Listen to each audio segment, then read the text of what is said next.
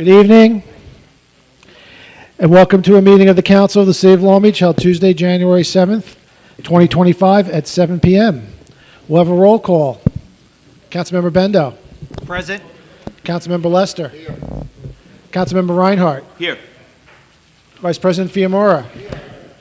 President Finn. Present.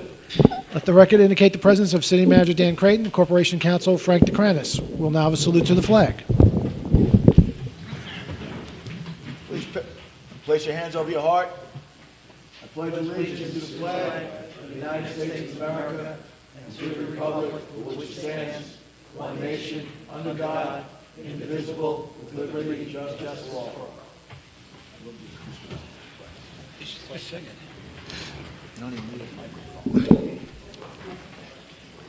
All right. You ready to go? Okay. Thank you, everybody, for coming out. Happy New Year. Hope everyone had a good holiday. We'll get the city manager's report from Dan Creighton. Okay, thank you. Good evening, everyone. Thank you for coming to what is our first council meeting of 2025. Happy New Year to everybody. I hope you enjoyed the holidays. To start out, I'd like to acknowledge and remember two city employees who passed away over the holiday season: Auxiliary Police Lieutenant George Geller and bus driver for the city's Department of Transportation, Carmine Convertino. Both gentlemen were longtime public servants of the city, highly recognized and beloved by the public, and were an integral part of the Long Beach family. They will be and are missed. Please keep their families in your thoughts and prayers. On a lighter front, I would like to commend our grants team who continue to do exceptional work for our residents. Right before the holidays and after our presentation on 2024 accomplishments, we got word that the city was awarded an additional 3 grants totaling nearly $1.2 million. These awards were for a Bayfront planning study, the construction of a salt storage facility, and for the rehabilitation of Sherman Brown Park. All 3 of these projects are absolutely necessary and were included in our capital plan. All are expenses that the city and its taxpayers would have had to incur. This administration has taken and will continue to take a very aggressive approach towards grants so that we can control spending while keeping our city moving forward. Although I constantly challenge the team for more, I cannot be more happy with the results so far and the progress we have made in a short period of time. Thank you to our state partners for their support, and thank you to our team for their efforts on behalf of our taxpayers. Speaking of team, the city is actively hiring for several positions. The most acute need at the moment is for part-time bus drivers and special police officers. If anybody knows of anyone interested, please have them visit longbeachny.gov/jobs for more information about these jobs and other current offerings. We would also like to encourage anybody willing to volunteer to consider our exceptional fire department and auxiliary police department. Martin Luther King Jr. Day is Monday, January 20th. Please join the city and the MLK Center, Inc. for our annual march, which steps off at Laurelton and West Park Avenue at 11:30 a.m. We will march to the MLK Center, where a program will be held honoring the life and legacy of Dr. King. Please note that that day is a city holiday, so City Hall and the Magnolia Center will be closed. Buses will be running on a holiday schedule, and there will be no residential sanitation pickup. The Recreation Center and Ice Arena will remain open. Lastly, I wanted to note, among other important items, the council will be voting on legislation to create a planning board and define its powers, processes, and procedures at its next meeting on January 21st. Creation of a planning board has been a top priority of this administration, as it will help to control excessive overdevelopment and gives the city more proactive tools that help to ensure any future development fits within the character of our city and is beneficial to the community at large. Several of our team members put in a significant amount of work into this legislation, so I want to again thank them all for their efforts. I look forward to the discussion in 2 weeks and the vote on this extremely consequential piece of legislation. With that, I'll conclude my city manager report. Thank you, Dan. Okay, on to the regular calendar. Item 1 is a resolution authorizing the city manager to enter into a contract for emergency sanitary sewer replacement at Riverside Boulevard between East Hudson and East Fulton Street. Okay, so this first item is to ratify an emergency sanitary sewer replacement project for Riverside Boulevard between Hudson and Fulton Streets. This project was not a candidate for relining as the sewer section had completely collapsed. Furthermore, it was not a candidate for repair in-house due to the depth of the line, approximately 8 feet deep. Although emergency contracts can be given quickly, we did go out and obtain 3 bids prior to awarding this to the low, who actually happened to be the low bidder, Macedo Contracting, at $130,700. The other 2 bids were in the $300,000 range. I humbly request your ratification of this contract, and Russell Darris is here if you have any further questions. Okay. Your question? No, just, actually, Dan, you just answered my question. Obviously, because this is an emergency, there is no time for RFP situation, so you did your due diligence, and sorry, how many people did you speak to that could do it? We got 2 immediately and a third one like a day later. I will give Russell a lot of credit. He went to the contractor that gave us the low bid on the last sewer collapse, who was extremely low, and contacted them first. They likely and did come in much lower than the other 2, but we contacted the usual suppliers who've been doing it for us for a while. Okay. And this, although it's an emergency replacement, there are no different processes that take place. It's just, it's an emergency, it's being done, but this is still going to go through the same, they're not cutting corners. Like, you, No, I'll let Russell answer, but they still have to do the same sort of work. The reason that, since it's a little deeper, they have to have trench boxes, make sure that the excavation is safe. But they'll do the same amount of work. They'll still, the joints will go in the same way, the same piping will be used, 10-inch sewer pipe. The only difference is that since it's an emergency, we were able to contract it right away rather than bid it out. okay, thank you. Questions? John? Oh. Roy? All right, mine are quick. I'll just go. The road repair that's in the contract, is it curb to curb or just the excavated area? So it's just the trench, It's just the trench. correct? Okay, does that then, do we tend to put those streets then on the repaving list for the future? Because we know the patches tend to settle and, don't hold, That's a good question. Yeah, we'll monitor the patch, and if we notice that it's sinking, then we will put that on the list to resurface it. So that, the particular street right now, is it blacktop now, or? Correct. Yes. Okay. All right, and, yeah, that was it. Just as an aside to John's question, we're going for the 4.5-inch patch rather than the 11.5-inch patch. Correct. Would the 11.5-inch be, last longer, be less likely to rip up? So the 4.5-inch patch includes 6 inches of RCA base, and I'm sorry, it includes what?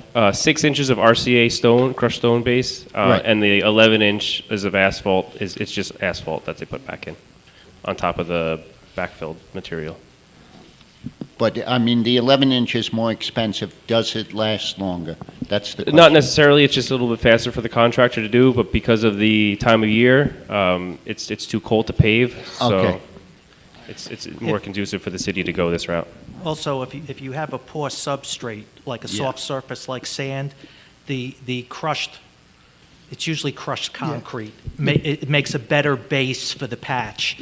It gives the asphalt something to basically latch onto. Correct. Asphalt directly on the sand would Correct. not be as But good as don't asphalt. you put a binder on?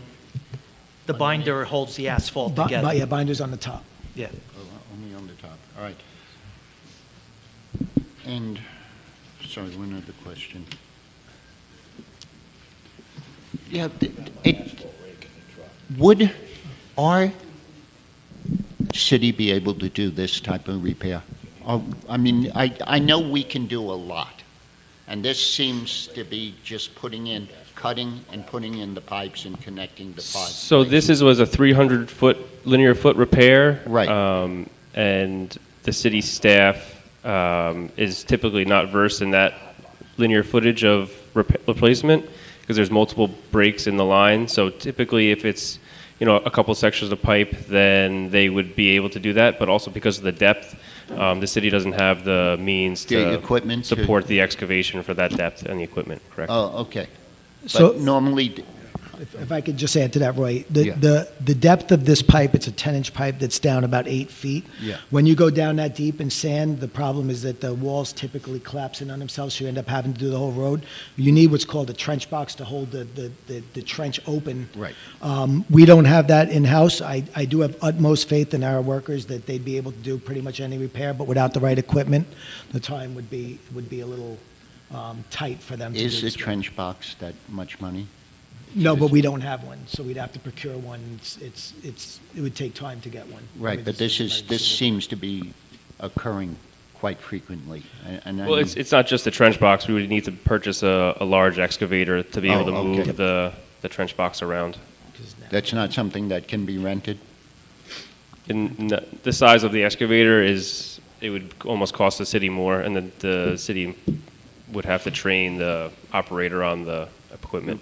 Now- We don't have a, Over the last 2 years, we've had several of these collapses that we could not put liners in. Do you know? correct, yes, there was one back on Pine, and I believe there's also one on Riverside a few years ago. There was one on Riverside, yeah. Do you remember offhand how many we've had? Within the past probably 3 years, there was probably one, roughly maybe one a year. Okay. It's due to the aging clay pipe, its lifespan is roughly 100 years, and we're pretty much past their lifespan, so. And this is all sewer, so when Nassau takes it over, they're responsible for this, right? That's correct. And in this particular case, are these sewers next to water pipes, or are they going to be moved, or is it not even an issue? So there's typically a 10-foot spacing between the existing sanitary sewer and the water main. 10 foot? Yes. Okay, but we had problems before, where we were told that they were too close and that could cause cross-contamination, Correct. Well, that's a special The condition walks. because of the It's in walks. only in the walls. Just in the walks Okay, community. Thank you. Comments from the public? Yes?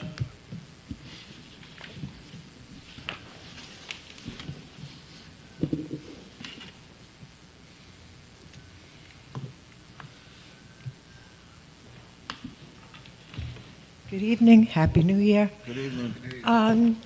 Just a question, are there going to be two sewer replacements, one on Riverside and one on Harmon Street? No, this is one on Riverside. And then, That's but correct, between if you Fulton turn- and East Hudson. But if you turn the page, it says emergency sanitary replacement on East Pine Street between Clark and Harmon. So are there two or one? I don't know where are you looking at? I'm not sure what you're looking at.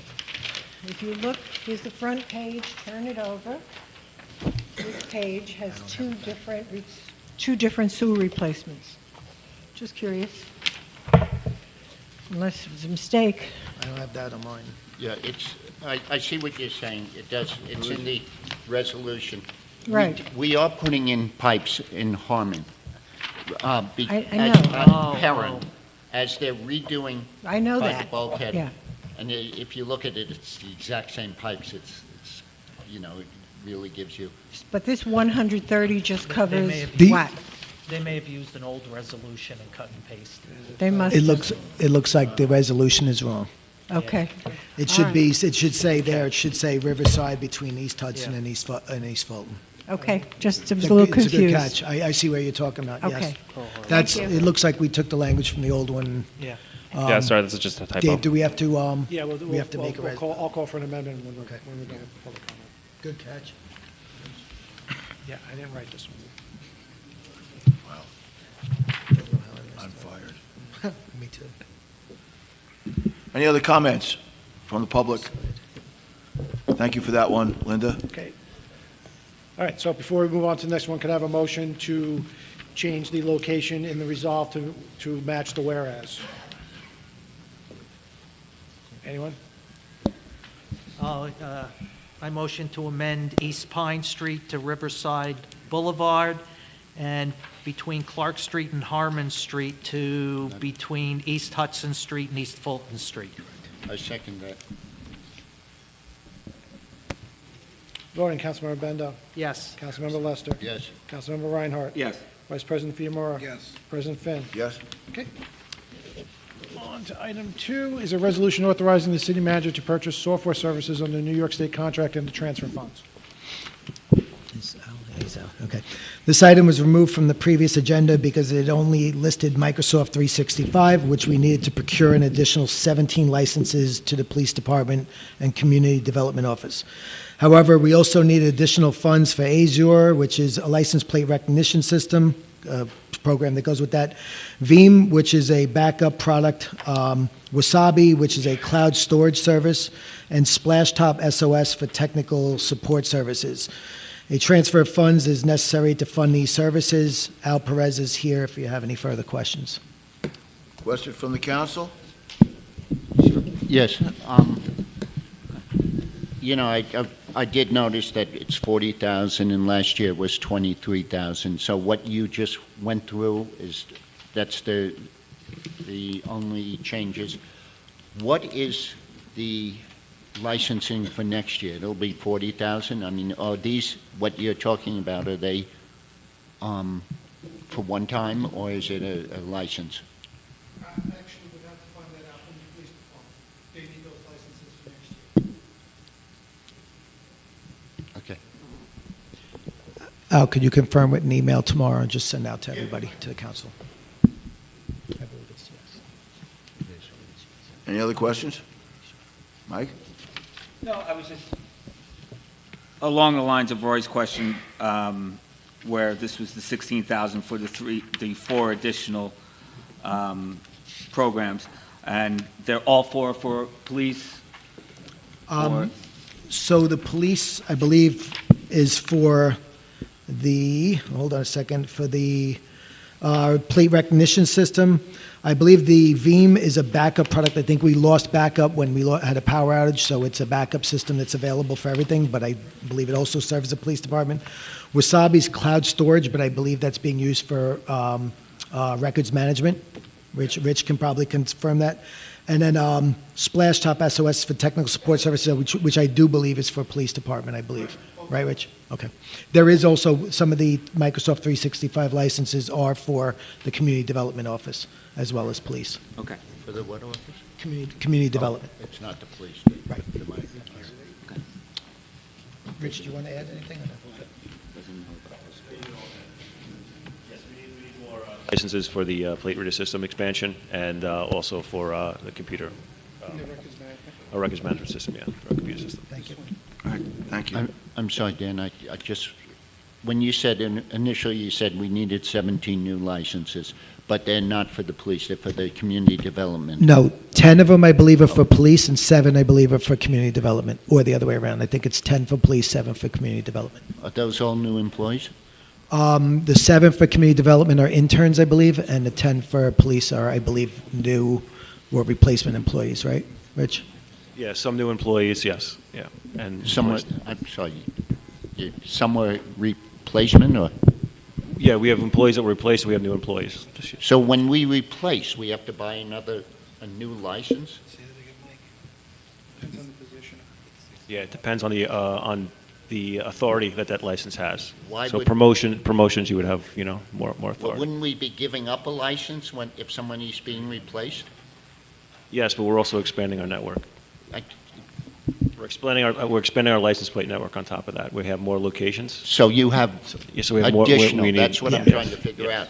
We're not paying for a new license when we have a license already, instead of just transferring. Correct. Right, and we're also, if you remember, we voted on the license plate reader expansion Right. earlier in the year, No, so this that would I be some of that. understand. Okay. I'm just curious about the new licenses. All right, thank you. Comments from the public? Okay, close that. Thank you, Al. Thank you, Al. Item 3 is a resolution authorizing the city manager to enter into an agreement for the upgrade of the police department locker room and bathroom and to build a dispatch communication center with the lowest responsible bidder. Okay, so this item is to allow for an upgrade to the police department locker room and bathroom, as well as to build a dispatch communication center. 6 bids were received, and the lowest responsible bidder was AFL General Construction. Rich De Palma and Russell Darris are here if you have any further questions. Contract documents were forwarded to you last week, I believe on Friday. Questions from the council? You got one, Chris? 1 second. Now you can see them. Go. No? Question, John? Yeah, I have a couple. Where is the dispatch center going to be located? In the same location. Same We have to location. update it, yes. So it's just We're refurbishing the area. modernizing it and making it more functional? Correct, and expanding it a little bit. Okay. Is there a holding cell in the dispatch center now? The holding cells are next to the dispatch center. So, yeah, it's going to create some logistical issues while the construction is going on, but Okay. we have a plan in place. So is this adding a holding cell or moving them into the? No, it's not adding a holding cell. No, we are updating the dispatch area and Okay. equipment. At one time, there was discussion of combining the police and fire dispatch centers into one in case we had, another Sandy, heaven forbid, a Sandy type event or something like that. I guess we abandoned that thought process? Yes, we decided to keep the police and fire separate. That would entail moving the fire department from the current location, which would also increase the cost of this project. And if there is another Sandy-type event, we do have the OEM center on this floor where we can all work as one unit. Okay. And then I guess last one, are we going to be also purchasing new equipment, dispatch equipment, or are we just going to repurpose what we're using now? We're going to be purchasing a lot of new equipment. Okay, so that'll be obviously another resolution, but there will be an additional expense for the new equipment. Yes. Okay. Roy, you have a question? Yeah, just on the initial bid, there was a down payment required of, I'm not sure, it says 10, and then in parentheses, 19%. Do you know how much the initial down payment was? That's a, Russell, is that the bid bond? 10% bid bond? Yeah, that's the bid bond. Every contractor is required to put down a 10% bond on their bid. That's what I thought. Per but it contract, says yes. 19. Thank you for catching that typo. We'll fix that from Yeah. 10 to 19. Um, It's a bid bond. And Dan, a question on that, and it's something I brought up before. A lot of times we only get one bid, and, you look at something like this, which is basically a $500,000 job, and you're asking somebody if they want to bid for a $46,000 deposit. And I'm wondering if that doesn't discourage people from bidding. And We don't keep that money if they don't win the bid. no, you don't keep it, but you have to come up with it, and it's put out, you're holding on to it for quite a while. I have to show that standard. So- It is standard, but I'm saying, I don't You know, understand. So Roy, just to give you a little more information on the bonds, so each contractor, when they submit a bid to the city, they're required to pay $50 to the city in order to submit their bid. The bid bond is held on a bonding company for the value of the contract. which you have to pay for. Correct, but Pay the quite a prices bit for vary bonds. depending on the price of the bond. So Yeah. I know. even though the I'm bond just- is for $40,000, or the 10% of the contract, that's typically not what the contractor's putting I'm up. just wondering, because I see so many where we get one bid, something like that, if that's a discouragement. Is it required by law? I don't think. Yes, It is? typically that's how most contracts to protect. not It's specifically. protecting the owner. So if the contractor that is awarded the project, they can't complete the project, the owner can go after the It's bid, different. the I'm bond. talking about just to bid. I'll check to see if it's required by law. I don't know if it's definitely required by law, but it is a safety that is put in place to make sure that you're getting reliable contractors in to do it. It's fairly common in the construction industry that people have to put in a bid bond. You'll see it across most construction No, projects. I understand, but I also see a lot of one bid things that doesn't do the people of the city any good when you only have one bidder. I agree 100%. I mean, we've been trying to do everything we can to not get one bidder. I think the only one we've had recently was the sewer lining contract, of which we could only find one certified manufacturer in the area that was willing to bid on it. But typically, I don't like seeing those either. We've been reaching out to contracts to try to get more. But Luckily, we haven't this had much contract, we have pushback on 6. people not willing to bid because of the bid bond. one bid is a pushback, you know. Well, like I said, we haven't had one bidder in quite a while, other than that one contract.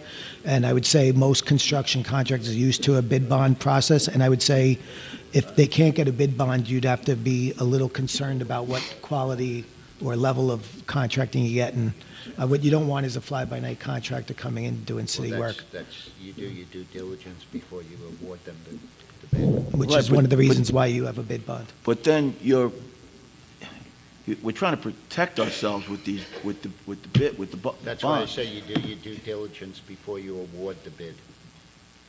Well, I That's mean, how you protect yourself. I'd rather not have to worry about protecting myself after the fact. You think if they're buying a bond for $4,000 to get a $400,000 thing, that's going to bother them?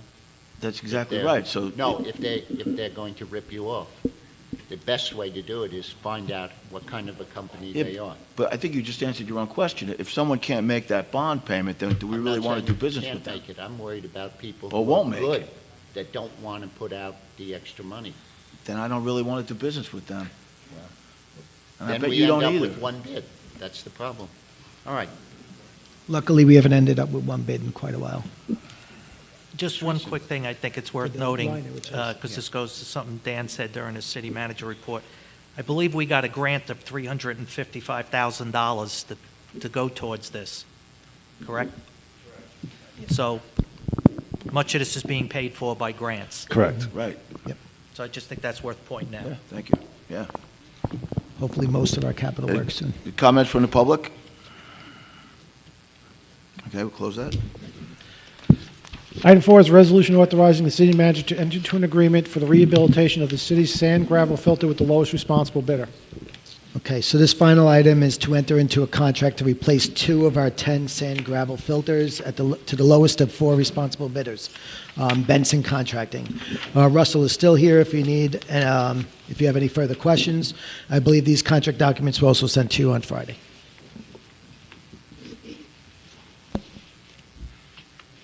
Russell, that seems like a lot of money to me. Sorry.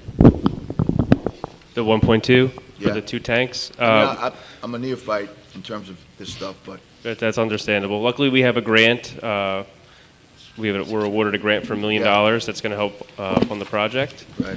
And the contract was bid in 2 different, I guess, options. So the contractor could bid for full replacement of 2 tanks, or they could bid for rehabilitation of 2 tanks. And we only had one contractor come back with a price for the rehabilitation, and that price was roughly $1.7 million. So it's actually more cost effective for the city to replace the Right. 2 tanks. Okay, thank you. Questions? I have a question. Do you have any, I don't know, I'm not saying this is the case here, but it seems that a norm in municipal work is that, we got a price for 1.5, so we got a price for 1.2, it's a great deal, when it probably costs 500. I'm just pointing out. Do we have any comparable municipalities or any county work or anything in New York State that has similar work done and what a price tag was to them?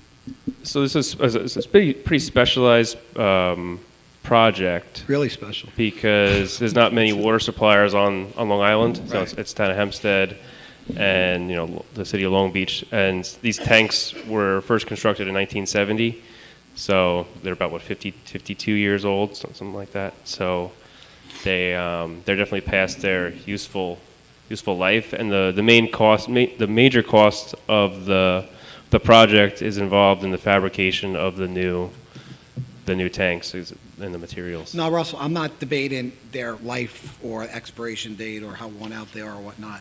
I'm asking, is there any other municipality that we know of that we can point to that has done this work recently or in the last couple of years that we can use as a comparable?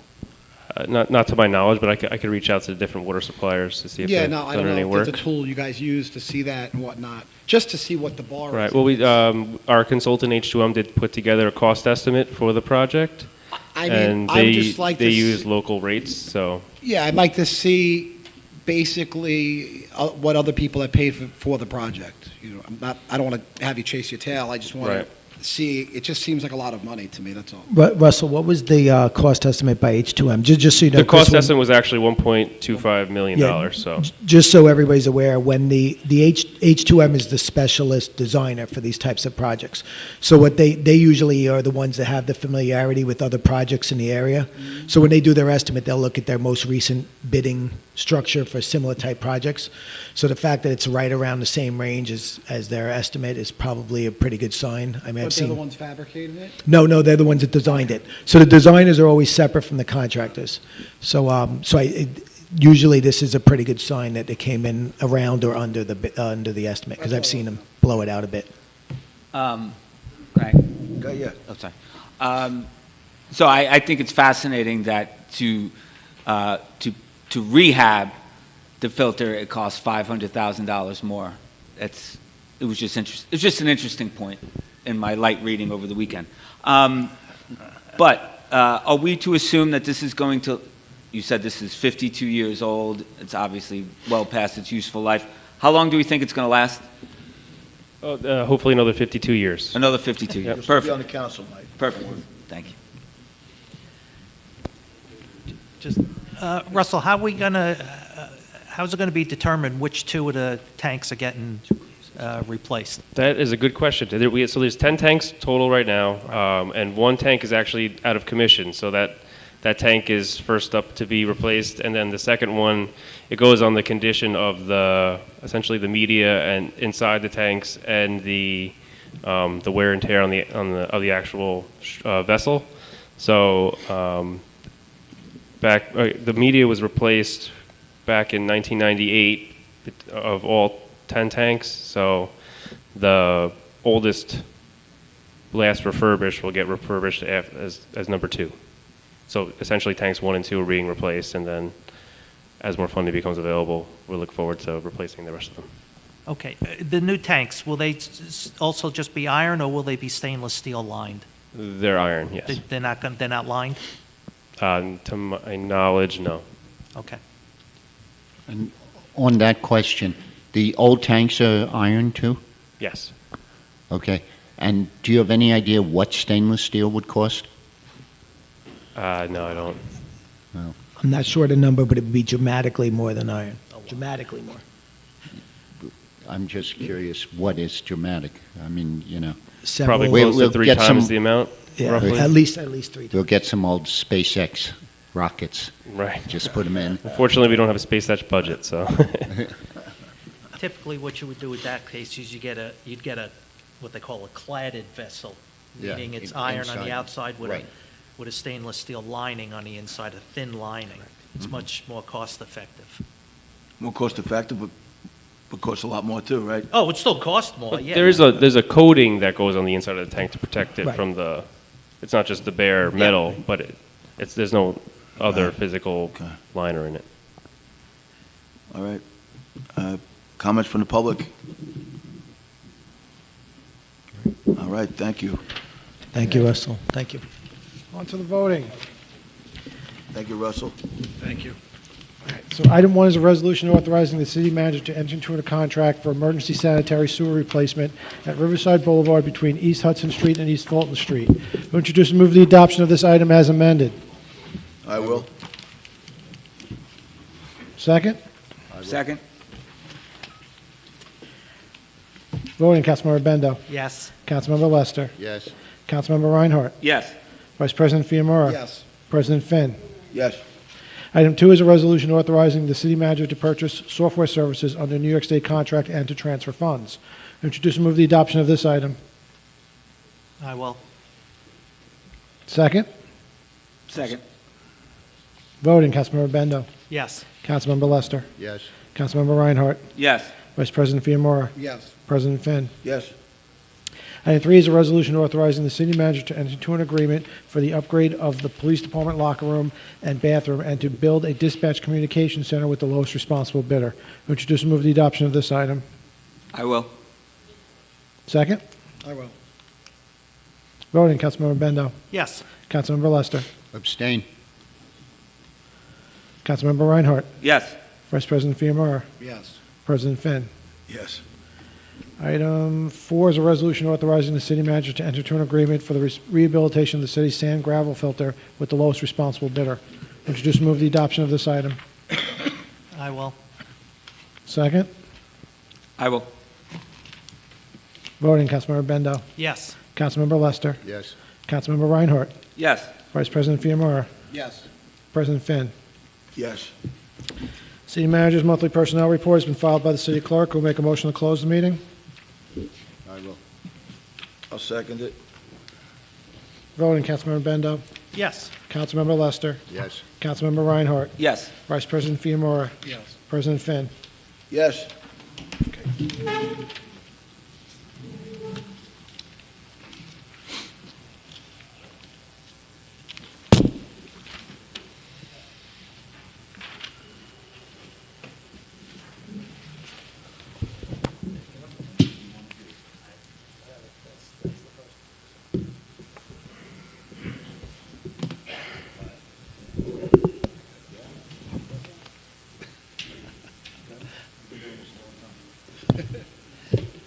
Frank McQuaid? You got it right.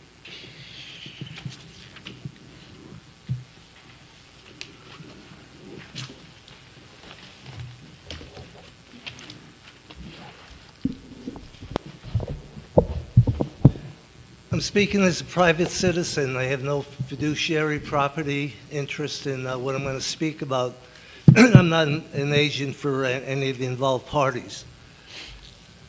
I ask the city council, the city manager, and all of the city's departments to do what you can to preserve the Via Clara, the beautiful former home of the late Daniel Steele on Laurelton Boulevard.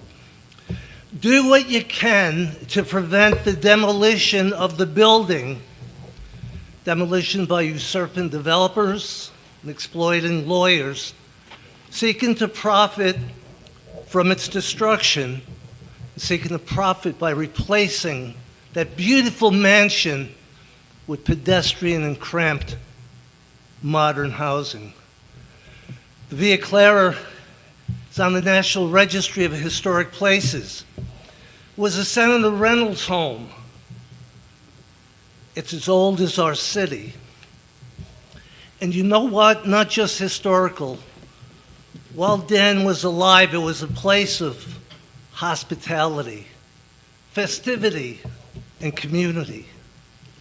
So don't lose those intangible and beautiful pieces of legacy for a common surrender to self-interest and special interests by the same cast of characters who changed the streets of Long Beach at the expense of beauty, history, and peaceful community pride. Do what you can, guys.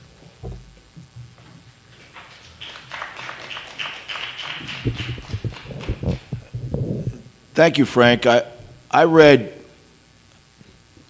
your correspondence and other things about Villa Clara. I actually lived down the block from it for a few years on Laurelton, and it is a beautiful place. The problem was it was an ongoing legal matter amongst the family. And first of all, I'm not an attorney, and I'm not going to begin to start to sort that out, but I don't know how much we could have done about it. That's the point. Anybody else want to opine? I'll just speak for myself on that, but I agree with you. I hated to see it go. Then I don't know what is required for it to be landmarked, so to speak, to preserve it. Is it historic? Right, Yeah, is it that old? I mean, He said it's 100 years old. It's on the historic bay in- site, I on think. Laurelton. But I do believe that the problem is that the owner has the right to do what he wants with it, whether it's on the list or not. So we can't affect it, but the owner can choose to tear it down, which is an unfortunate fact of law that he's allowed to do that, which Is I there a have a certain problem with. point where you cannot disturb a historical building? Not if you're the owner. Not if you're the Yeah, owner. I thought there was. All right. Ron Paganini.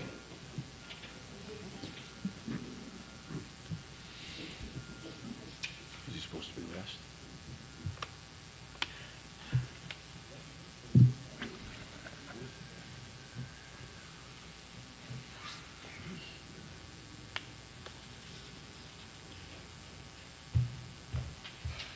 Evening, gentlemen. Good evening, Ron. Let's see here. Well, it's all about the overtime, right? So we might as well get started. But I'm just going to say, before you know what this council will have, to come up with a budget very soon. And that's where I come in, and the people, the taxpayer. So, what I'm trying to get at here is the overtime has been reduced. This is what I'm hearing. You guys reduced the overtime from 4.8, tell me if I'm wrong, to $4.1 million within this last year. Is that correct? Are in that range? I don't have the numbers with me, Ron, but I'll confirm that with you tomorrow. I could Okay. get that for you. But that's what I'm hearing. In other words, you saved the city $700,000 in that range. That's sounds remarkable. right. That's remarkable that you saved that overtime. So, I mean, that's great news. It's probably a lot to do with the firefighters. You saved a lot of overtime there. And I know that's ongoing too. So the next step is, the next step for you guys is, what I'm thinking, is to streamline and maybe cut wasteful overtime throughout the city and continue this in your own way to save this overtime, which I think most people know it's a lot of waste. So what I could say is there's a light at the tunnels for the residents and the taxpayers, because this never happened, people, in the last so many years. Another question is, did the revenues that came in with the city, did it pay for the summer and labor activities? Did we break even this year? Or I'd have to check with Ina on that one. I know we spent a little bit more, but we also got a lot more in on the beach this year. But I could get the numbers. yeah, I'm just trying to figure that out because that's a little scary. Hopefully, when you cut this overtime, it'll reach even that to help. We should make enough money for that. I was very upset, 2 weeks ago when so what happened, this is the question. So what happened with the $25,000 that in overtime and over budget in the garage won't happen again, I hope, right? I mean, was it justifiable? Could you say it was justifiable or, listen, you don't have to say anything. I'm not going to mention people because not at this point. Not at this point. I'm not going to mention what I know. You guys are in charge, you know what I mean? And you're going to do the best you can. So basically that overtime will come back to the residents, the taxpayers. You know what I mean? For a better outcome, to stay under the cap, and hopefully, if you want to be truly heroes, if you could be, to actually take a few percentages off of that Haberman levy. Maybe. You're not saying no, and you're not saying yes. So it's a maybe, right? Maybe. Yeah, I heard it. Mr. Creighton said maybe. All right, thank you. Thank you, Ronnie. I'll say this. As a guy who worked in civil service in my previous career, I wouldn't know if I call this a career, but my previous career, this isn't like a battle against the city worker, okay? This is the idea is for everybody to have a decent life living, earn a decent living, but that includes the taxpayers. So it's a symbiotic relationship between the taxpayers and the workers. And we're trying to manage that. Can I add to that? too? Things are excessive, and they're not justifiable, which can be easily learned, that's to stop. That's where I'm at. Ron, the one thing I'll add to it is all of our unions, CSEA, PBA, COA, Fire Department, everybody is aware of what we're trying to do, and everybody's been working with us to make sure that the residents are taken care of, and it's right-sized, the overtime. Whether it goes down to the level that, you'd like or that we'd like or everything, I will say that, it's been a pleasure to work with each of the groups to really try to get to where we need to go. And I think everybody sees that, they're working with us. I won't say that anyone's working against us. They're all pretty much working with us. That's good. Good news. Thank you. All right. Thank you, Ron. Linda?